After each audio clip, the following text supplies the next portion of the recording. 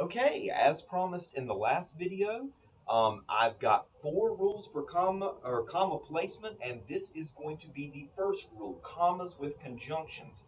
Now, if you didn't watch the previous video, which is an introduction to commas, it would probably behoove you to do that before you start watching these videos because it will give you some rationale as to why it is that we're even having this discussion about commas. But what I want to show you right now is this first rule, which is maybe the most difficult to explain, but the absolute easiest to understand, which is commas with conjunctions. So let's see how this works. I am a math person. I like math. Math makes sense because formulas make sense. And so with this first one, I want to offer you a formula that is hopefully going to help you to understand this particular rule. Stick with me because I'm going to define these terms. When a sentence contains 2 independent clauses separated by a conjunction, then you need a comma before the conjunction.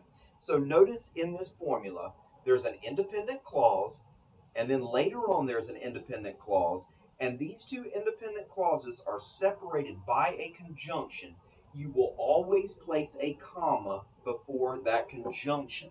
So let's see how this works. But first of all, let's understand what this conjunction is. Now, some of you are familiar with the old, wow, what was the morning cartoon, Conjunction Junction, that we might have seen when we were kids, or you might have seen later on in life, where and, but, and or are the conjunctions that this little man is teaching us about in that particular cartoon. Some of you have also learned about fanboys, which is a wonderful little way of remembering the common conjunctions. Though there is a problem with fanboys because even though for has been in the past used as a conjunction, we haven't really used for as a conjunction in a long, long time. Let me give you an example of for as a conjunction and let you see how hokey this sounds. I went to the store, for I was hungry and needed something to eat. If you want to sound Elizabethan, then certainly feel free to use for as a conjunction in your sentence. But for the most part, you're probably better remembering fanboys as actually and boys, because these are conjunctions that we use quite often. When we use for in modern day English, we're really using it as a preposition, and we'll talk about that in a later video. Just for now, know that these right here are really the most common conjunctions. And so when we talk about conjunctions, they join 2 different words or phrases in a sentence, and certainly clauses as well. Independent clause, what is that? An independent clause is part of a sentence that contains a subject and a verb. So it contains somebody or something, and that somebody or something is doing something, has done something, is about to do something. And the good thing about these independent clauses is, or an easy way to remember it, I should say, is they can stand alone. If you yank them out of the sentence, they are, as the name implies, independent. They can be by themselves as a complete sentence. So if you yank out these independent clauses, they are by themselves a complete sentence. Now, I said it was hard to explain, but it will be much easier once we start to look at these on the video. What I have done for you here is I have actually shown you with the green highlighting the 2 independent clauses in this sentence. And notice both of these have a subject and a verb, or somebody or something that is doing something, about to do something, has done something. So in this first independent clause, Mark walked to the store. I have somebody, and that somebody has done something. Walked to the store. Judy ran home.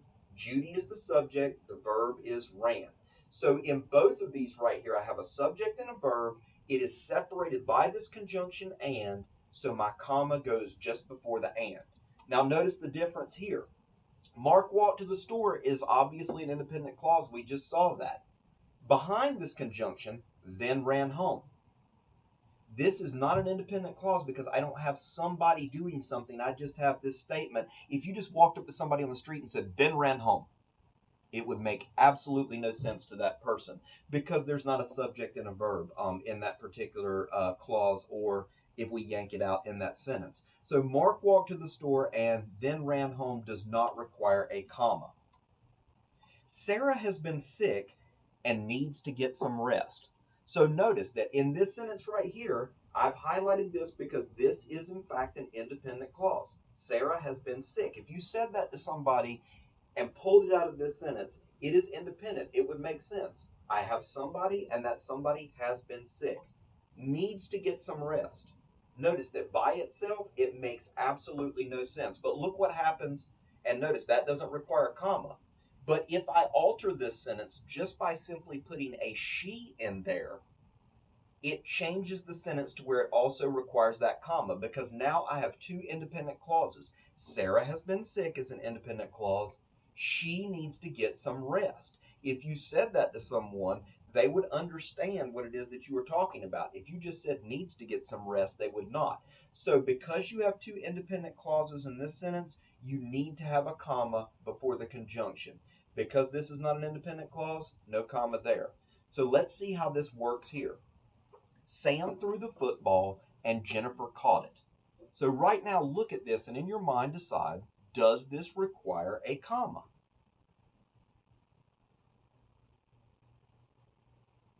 And if you said absolutely it does, then you are correct.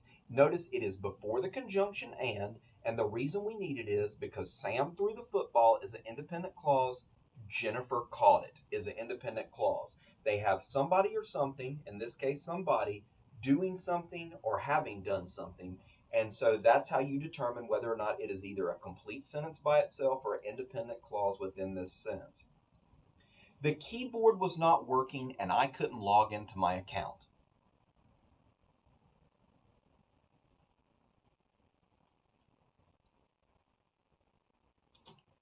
If you said that you need a comma before that conjunction and, you are absolutely correct. The keyboard was not working is an independent clause. You have something and what was it not doing? It was not working. I couldn't log into my account. You have a subject and a verb. So because both of these phrases or clauses have a subject and a verb, you have to put that comma before the and. My favorite meal is spaghetti, but not today.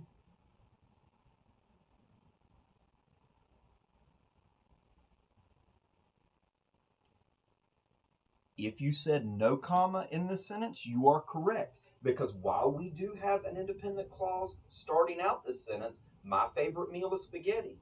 That is completely and utterly, or as it is an independent clause, I should say, because my favorite meal is the subject, is the verb. But if I simply say not today, that doesn't make any sense to anyone. So what's important about this is notice the way that I read this may have thrown you off if you were a person who learned that you put a comma where you pause. But remember, as I said in that first video, just because you pause does not mean it necessitates a comma. It has to do with whether or not there are independent clauses on either side of this but. So my favorite meal is spaghetti, but not today, no comma required for that. So hopefully that makes sense to you.